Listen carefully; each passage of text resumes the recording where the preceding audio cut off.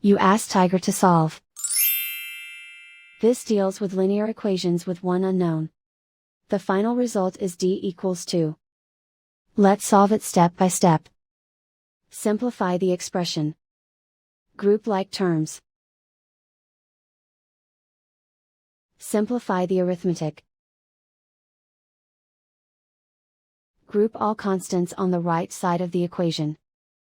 Add 4 to both sides.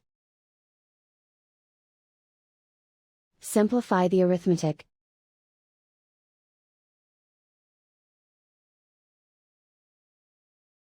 Isolate the d. Divide both sides by 8. Simplify the fraction.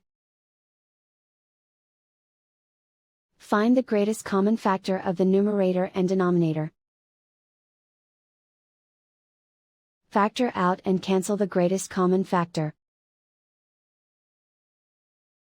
And so the final result is d equals 2.